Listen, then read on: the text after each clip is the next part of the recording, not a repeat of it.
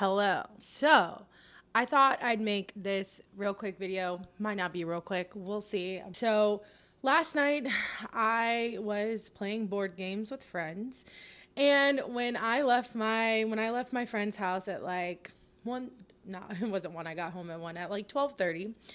Um I looked at my phone and I was like, "Oh shit. Oh shit." So, Trump started a war with Iran. They're saying it's not a war, but we'll get to that. He bombed their nuclear sites. He bombed Fordo, and that is I think it's a nuclear enrichment site, and it's within a mountain. And so Americans were the only ones who had the equipment, had the machinery to do this. And so before this happened, Donald Trump said that he would give it 2 weeks. He said that he would give this 2 weeks and then he would decide what to do.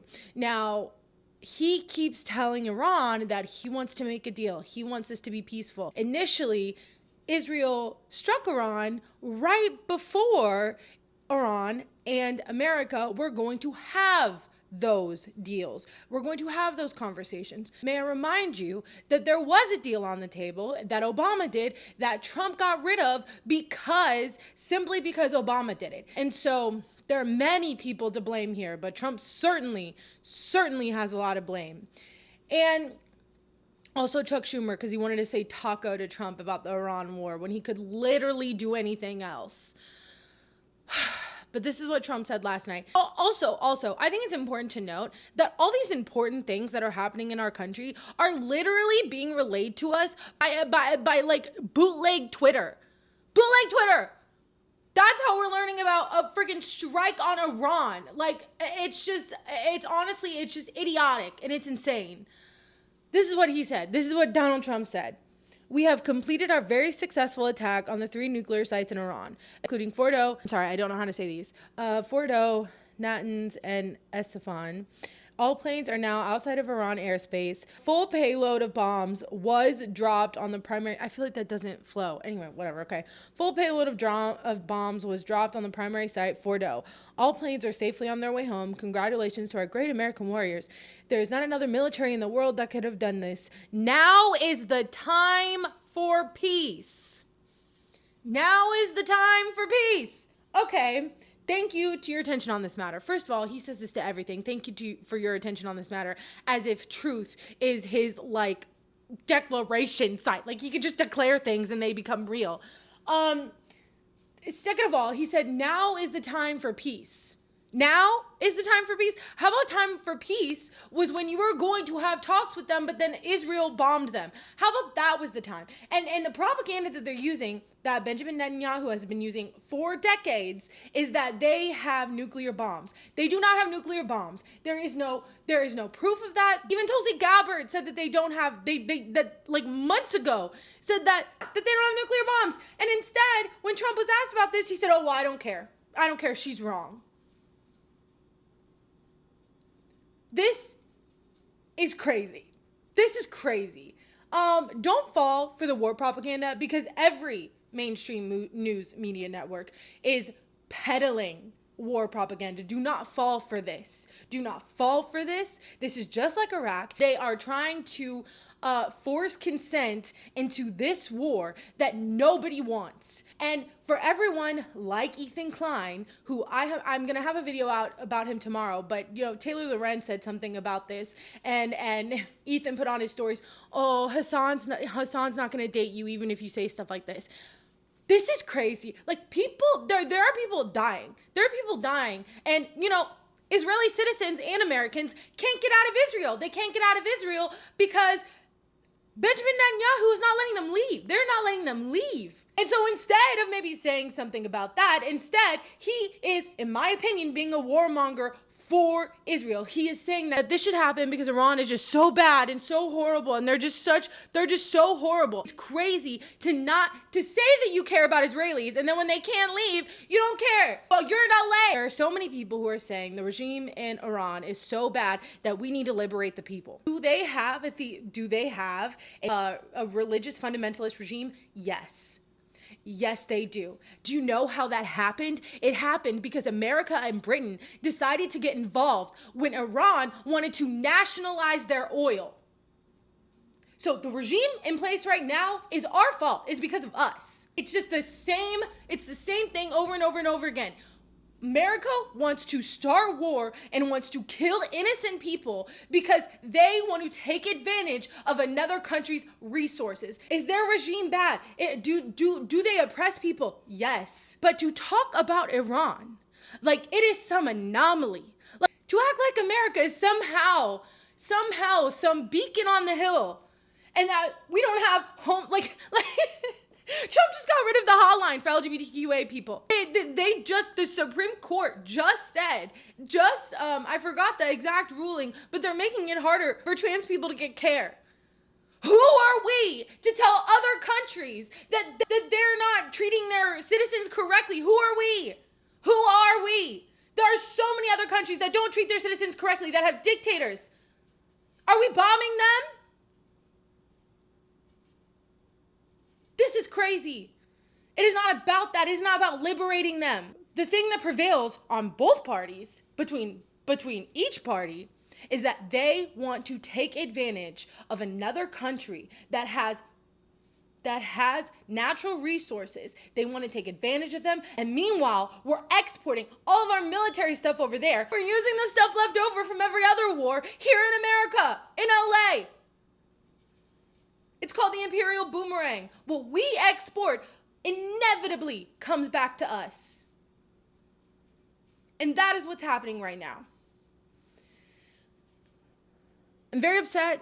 I'm very upset because the narrative around this is so racist and it's so insane because Israel struck first. It's crazy to think that you can now ask someone who has been bombed. Hundreds of civilians have been murdered. They tried to assassinate the person who was going to do the peace negotiations. The Trump administration did. How is that peace? How do you expect them to respond with peace? Not fall for this war propaganda. There are so many news stories coming out now. There are so many things coming out now. JD Vance, I guess, just said, oh, we don't want to have a war with Iran. We want to have a war with their nuclear facilities. If they had a nuclear bomb, we would not be doing this to them right now. They would have their sovereignty. Don't fall for this war propaganda. Please do not fall for it. Tomorrow I have a video about Ethan Out, and I mentioned this, but of course it was before Trump decided to strike their nuclear facilities, and then on Friday, I might try to get it sooner, but probably Friday, I'm going to talk about Cenk and his debate with Crystal and Kyle. People like Cenk, who are excusing people like Marjorie Taylor Greene, who says she's anti-war, but then when a bill comes up, she doesn't vote for it. People who are now folding, like Charlie Kirk, all of these people who say they're anti-war, but then again fold and apologize to Donald Trump when they dare to step out of line, like Tucker Carlson. Propping them up and acting like they're some sort of beacon of hope is ridiculous. Doesn't matter what they're saying. Donald Trump said it himself. America first is what he decides. And Democrats, of course, the only person saying anything is like AOC. And she said that he should be impeached because that's the other thing that I forgot to say, is that you need approval from Congress to do this. He did not get approval from Congress. Now, does Mike Johnson care? No. He's over here saying like, oh, what a great job. What a great job. So now the Democrats' line of defense is, oh, well, he didn't get congressional approval. It didn't happen at all. If you would have just given congressional approval, we would have allowed you to do it. That's what Hakeem Jeffries said. No, this shouldn't happen at all. This shouldn't even be on the table. But here we are. And now, but AOC is calling for his impeachment. Hopefully they do something. Hopefully they do anything. I don't know. Mainstream media doesn't seem to care. They seem to be backing this full force. A lot of Democrats seem to be backing this full force. Trump has come out and warned of more attacks. because of course they said that this was going, at first the different propaganda points that they've been doing is like, oh, this is one and done. We don't want regime change. We don't want regime change. We just want them to not do we just want to get rid of their nuclear stuff. And it's like, okay, they do want regime change. Again, they want regime change because they want someone who is going to be at the beck and call of America and Israel in the West. That's what they want. And the last time this happened, I will remind you, I will say it again, brought the regime that came now. All of this, every single time, they're like, we're going to have peace in the Middle East by bombing them, and then want to wonder why so many people over there hate America. The other thing he did is he briefed Republicans, didn't brief Democrats, and so Democrats are mad about that.